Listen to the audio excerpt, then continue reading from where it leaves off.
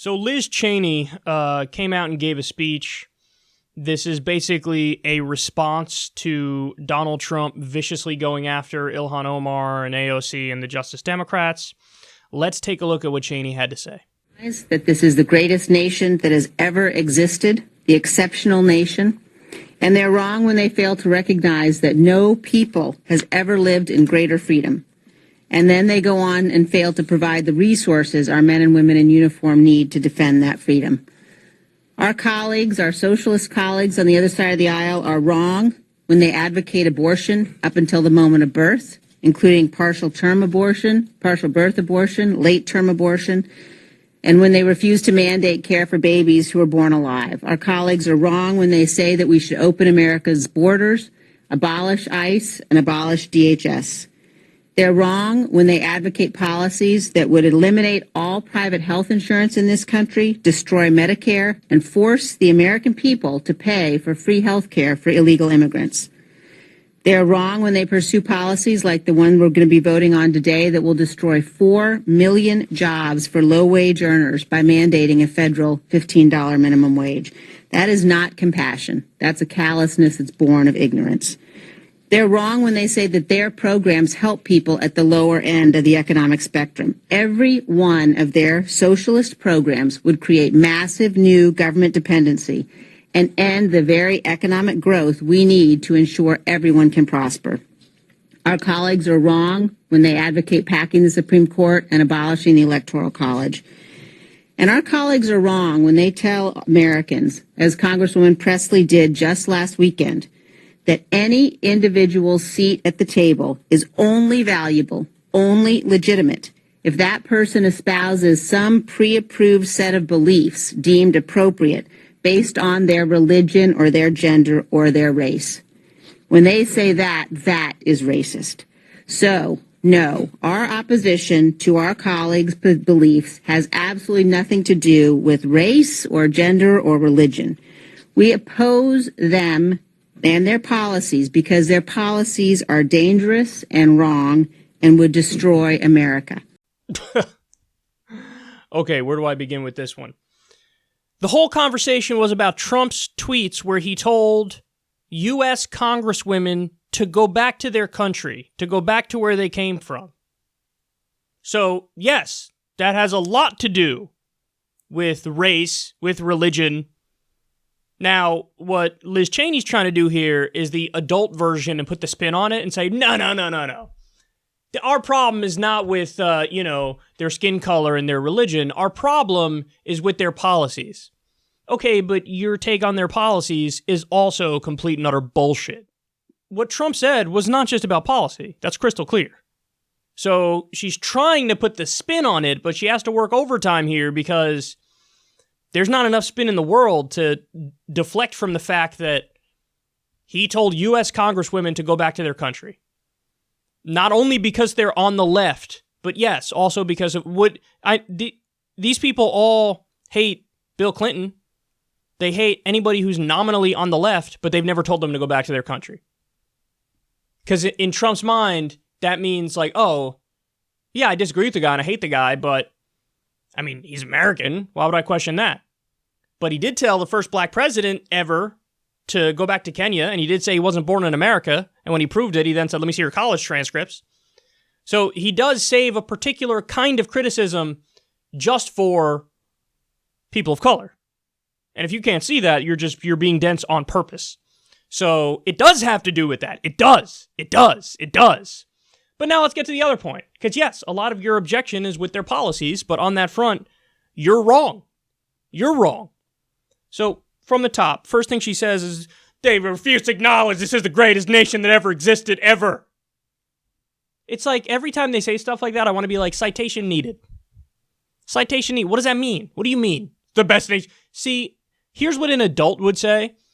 America is the best nation for me. I love America because I was born here and I was raised here, and everything about it is something that I appreciate. There's a lot here that I like. That's what an adult would say. Liz Cheney says, this is the greatest nation that has ever existed, as if that's a factual claim. What does that mean, Liz? You know you can empirically measure a lot of this stuff, right? You know that, our healthcare system is ranked 11th out of 11 when it comes to the developed countries in the world, right? And we can go on in the myriad ways that we are lagging behind the rest of the developed world. Now, again, that doesn't mean that I don't like America. When I criticize America, I try to improve it. But I love this country, but I also want to make it better. They have a childish view of dealing with these things. Like, think about it. If a parent saw their kid doing crack and blowing dudes behind in Arby's next to the dumpster, you would criticize your kid and say, okay, we're going to get you help and you're going to stop doing this. Is it a fair response to say, you don't love your kid if you criticize them like that? No, it's ridiculous. It's the same thing for your country. If you criticize your country, you're trying to make it better.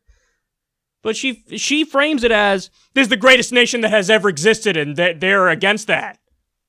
You're such a child. Then she argues against them by saying they failed to fund the military. They failed to give our men and women in uniform the tools that they need. Are you kidding me? The giant, massive, tremendous, colossal increase in military spending was not just about giving our men and women in uniform what they need. That is an imperialistic, bloated military budget, which keeps us waging a shadow war in Africa, bombing 12 different countries, some with drone strikes, some with actual boots on the ground. And the way that you portray that as like, what do you mean, bro? This is just about giving our men and women in uniform what they need, and they're not in favor of that. How ridiculous are you? That's beyond ridiculous. As if, like, what?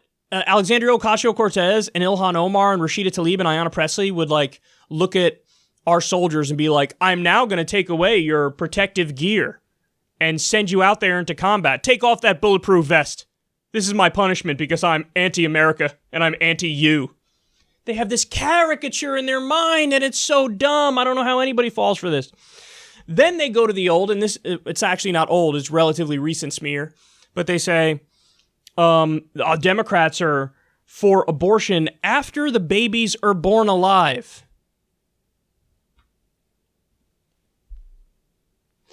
There's a word for that. There's two words for that. It's called infanticide, and it's called murder. Murder is illegal in the United States of America. Everywhere in the United States of America. There is no place where they are murdering newborn babies. That's not a thing. That's not in the law. That's not something any Democrat has ever argued for. I got news for you. The only time we even do late-term abortion in this country is if the life of the mother is in danger or there's a fatal defect in the fetus and they're not going to make it anyway. That's the only time. The only time.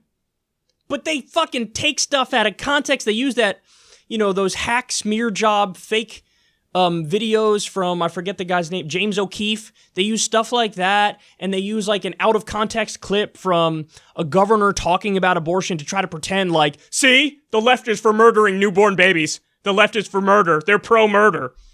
How stupid are you? I mean, come on, man. That is so hacky and so disingenuous, and they don't care. They don't care. Here's how much they care. To the point where Trump goes out there and says, Ilhan Omar is pro-Al-Qaeda. He doesn't care about the consequences. He doesn't care that he's putting her in danger. He doesn't care that that's not even remotely correct or anywhere near true. They don't care. They just say whatever, fucking verbal diarrhea and pretend like we're making cogent arguments. Then they go to the old canard of, and they're for open borders. Do you even bother to want to learn the actual positions of your opponents? First of all, nobody is for open borders who's an elected Democratic official. Period. Full stop. End of conversation. The furthest anybody goes is to say, hey, let's make it a civil offense, as opposed to what it is right now, which is a misdemeanor. Why? Because they want to stop the family separations. That's it. That's it. That's why. That's it. So when you hear the context, wow, that sounds a lot more reasonable than I thought it was, huh? Even if you disagree with it, that sounds a lot more reasonable than open borders. Totally open borders. That's what they want. Well, no, they want it to be a civil offense and not a misdemeanor, because with a civil offense, then there wouldn't be family separation. I mean, they're such hacks. I'm ripping apart every one of her shitty non-arguments, but she gave this speech as if like, I'm going to be the substantive, intelligent one in the Republican Party. Then she lies and says they're for eliminating all private health insurance. Not a single Medicare for All bill eliminates all private health insurance. You can still get supplemental private health insurance under the Bernie Sanders bill, okay? Supplemental. But yes, the default would be no more unnecessary, rapacious, for-profit, price-gouging middleman who gets in between you and your doctor and steals your money. That's correct. And that's a good thing. People don't love their private insurance company. They love their doctor and they love their hospital, and they can keep their doctor and keep their hospital.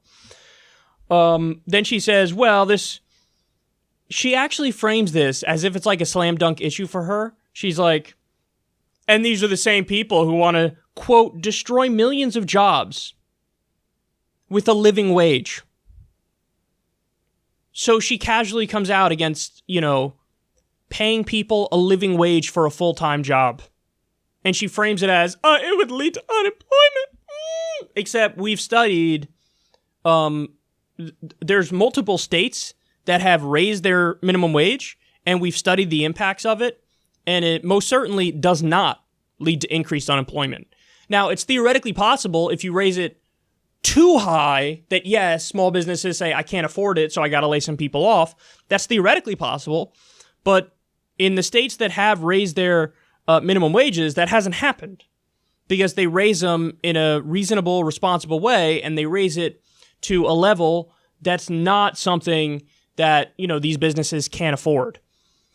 So what she's arguing for is, hey, you should be able to work a full-time job and not make enough money to survive. And she thinks like she's got the position on this. I'm pretty sure that's what we call wage slavery. When you tell people, shut up, work a full-time job, and don't make enough money to survive. Would Liz Cheney want to live like that? If she didn't have a rich daddy who, was a powerful man and she was born into a family on minimum wage, would she want to live like that? Would she think it's cool? Yeah, I'll just work a full-time job and not make enough money to survive. I won't complain. I won't want to fix this system. She is such a hack. It is unbelievable. And then finally she argues, abolishing the Electoral College is not something that's a good move either. So your point is the person with the most votes shouldn't win. That's your position. Now, you could dress it up. You could put lipstick on a pig, but that's your position. Oh, if you get the most votes, I don't think you should win. What? That's their position. That's her position. Why? Because she knows the deal. She knows that it would hurt Republicans if you had the straight popular vote determine the winner. She doesn't care because she's playing for a team. So there's not a single principled belief in Liz Cheney's mind. Not a single one. It's like, hey, listen, even if we lose more, it's better for the person with the most votes to win, right? Nope, that's out the window. Whatever's better for us. She wouldn't care if they got 10% of the vote, but somehow won the election. She would still be like, yeah, there's no problem here at all.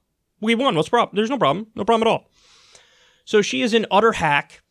And listen, yeah, are there many people in the Republican Party who, it's not about race, it's just about their ideas? Yeah, but those people are wrong.